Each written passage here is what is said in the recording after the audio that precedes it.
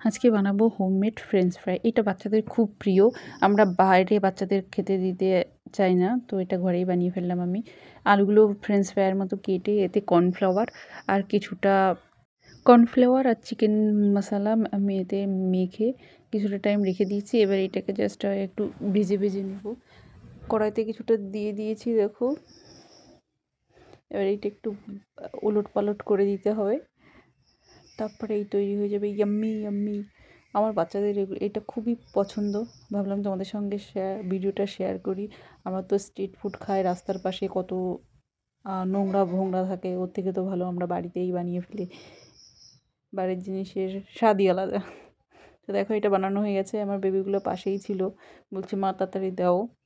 তো এদিকে আমার ফ্রেঞ্চ ফ্রাইসটা প্রায় হয়ে গেছে। একটু ভেজে নেবে এরকম লালটে লালটে করে, তাহলে ভালো লাগে, দোকানের মতোই লাগে খেতে।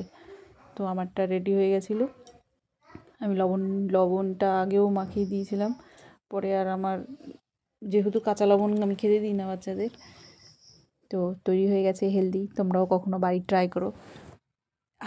এখানে দেখো, দেখেই জিভে জল চলে আসছে। So yummy tasty.